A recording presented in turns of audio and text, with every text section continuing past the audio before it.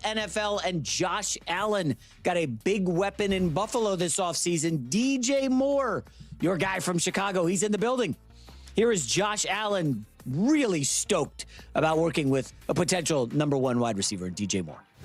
It's been awesome. He's my locker mate. We go actually way back. We sat next to each other at the rookie premiere, signing Panini cards and autograph cards next to each other. He's really one of the guys, and obviously it's a really natural relationship that we have, and he fits in this locker room extremely well. I'm very talkative with the guys, and just very excited to work with him. Yeah. Old cynical Jason didn't think this was going to work. DJ Moore is I'll say this. Chicago's going to miss him more than they think, and Buffalo's not going to believe how effective he is. Very optimistic, very rosy. Never misses a start. Tough, durable. Got a little frustrated in Chicago because, and I don't blame him, Caleb's learning the offense. Luther Burden, Colston Loveland became really big primary targets, so he felt sometimes a little lost. He ran a lot of routes. He was open and didn't get the ball probably as much as he wanted. In Buffalo, that will not be a problem. Yeah, just a lot of newness in Buffalo. New head coach.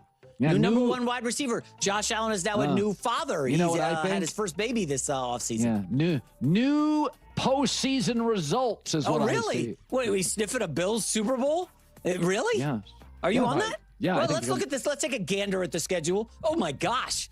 Holy hell, look at those first 5 games. No, first 5 weeks are brutal. Then it softens up considerably. Oh, come on. Okay, End of the year, Jets, Dolphins.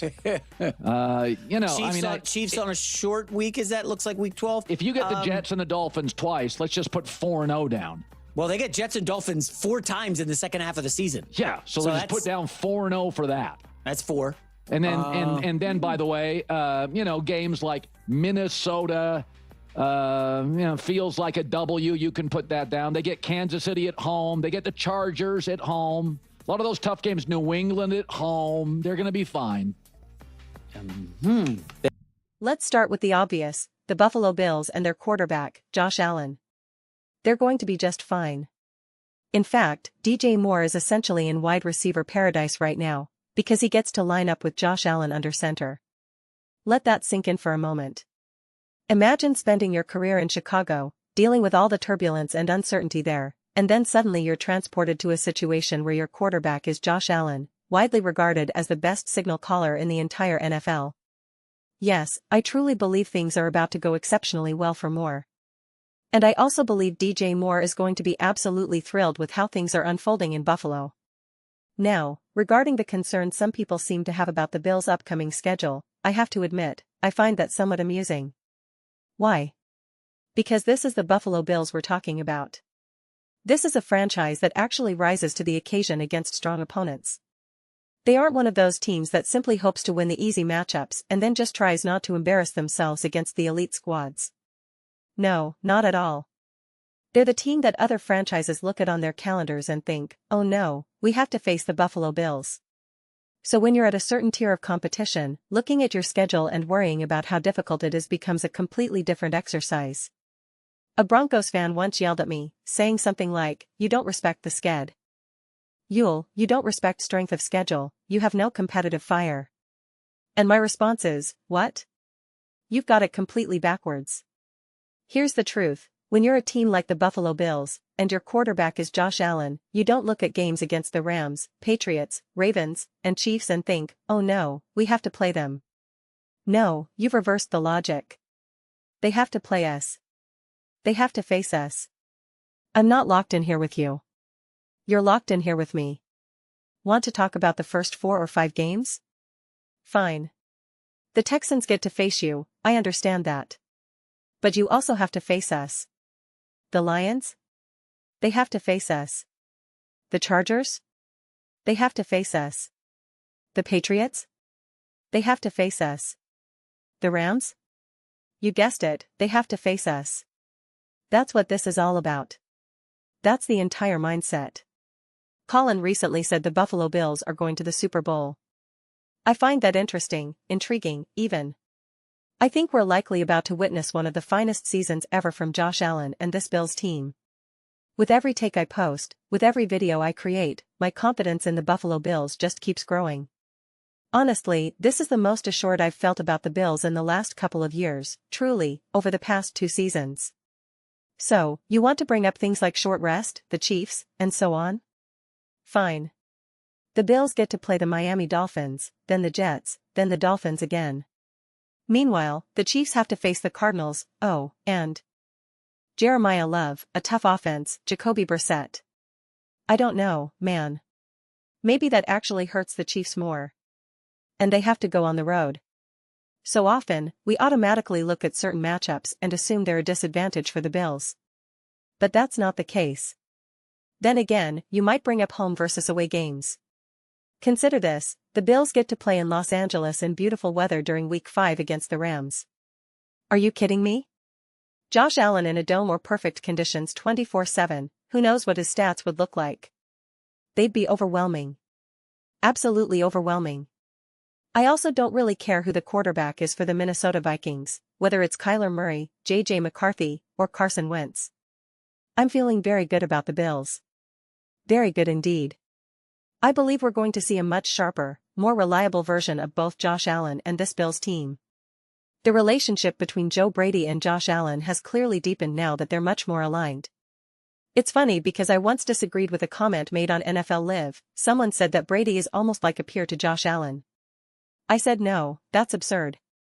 But now that Brady is the head coach, well, the offensive play caller, and Josh is obviously the quarterback, there's a much deeper understanding. It comes down to the two of them. The message is, it's us. It's up to me and you to figure a way through. That wasn't the case when Brady wasn't the head coach, back then it was Sean McDermott. So, there was always a bit of a gap in that dynamic. Now, the conversations between Brady and Allen are very much like, it's the two of us, man. If we win, it's because of us. If we lose, it's because of us. Everything comes down to us.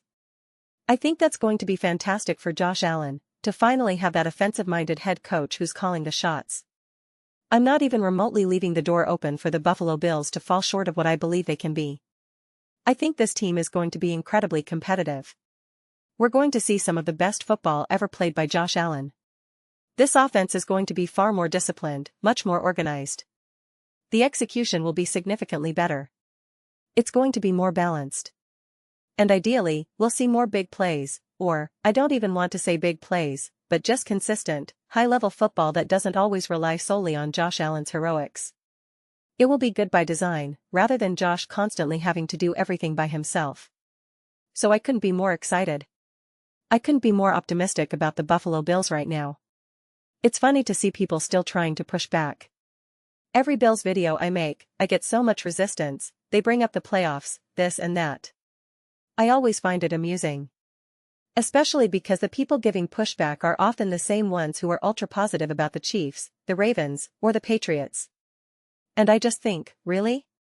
Okay, sure. I also think it's a great skidoo. Lou. It's a schedule that will make the team battle-tested.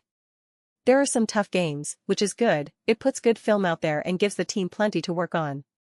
The bye week comes a little earlier than you might want, but nothing too crazy.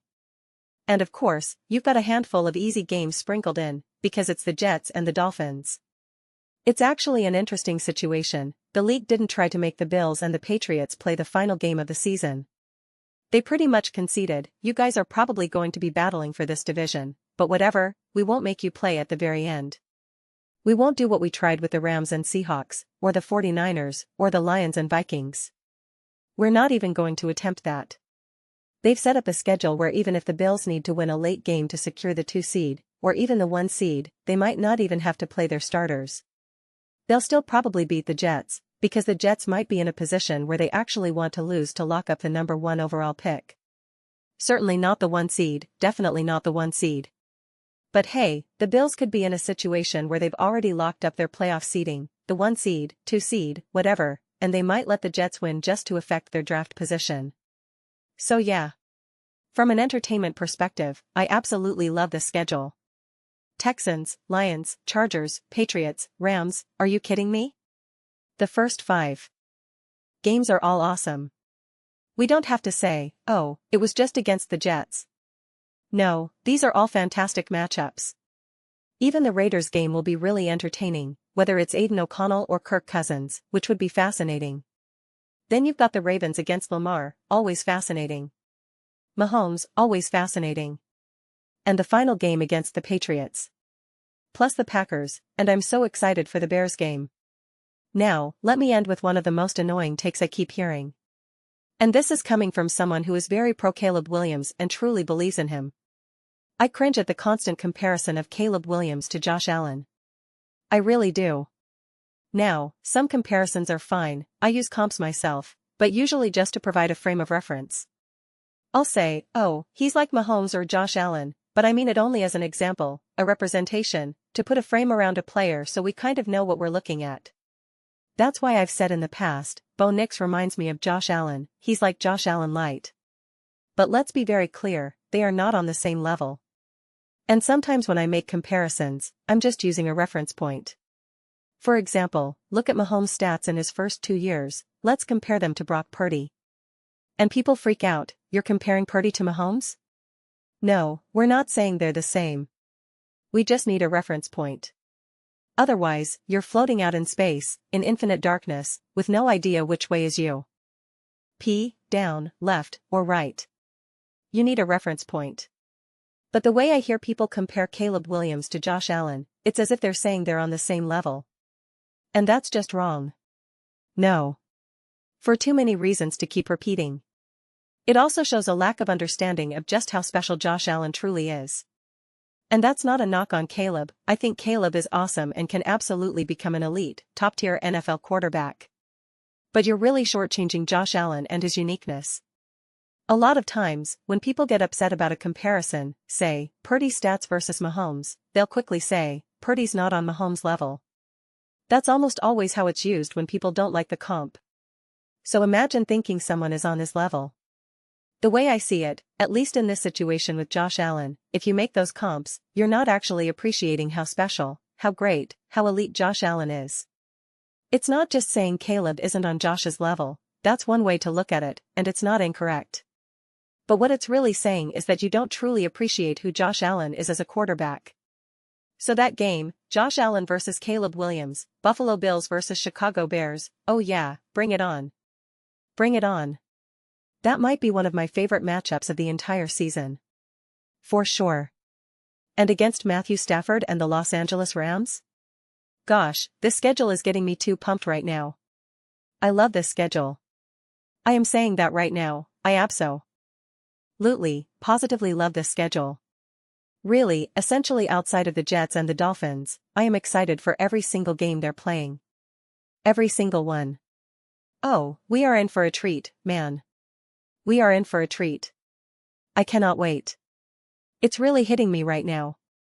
Every single game except the Jets and the Dolphins, which will be nice because in Week 17 and Week 18, heading into the playoffs, I'm sure there will be so many other crazy storylines to unpack.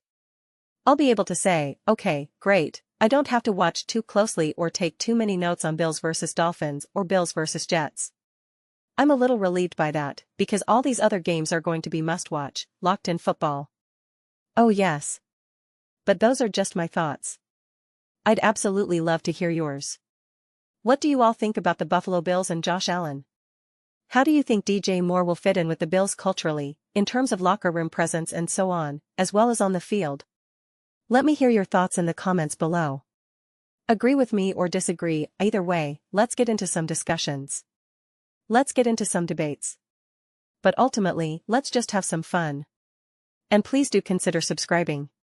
We're building an amazing community here, and I would absolutely love to see you be part of it. I want to build something that we all genuinely feel connected to, something we're truly excited to be part of. I think we're well on our way. Please don't forget to give this video a thumbs up, it really helps with visibility and the algorithm. Thank you so much.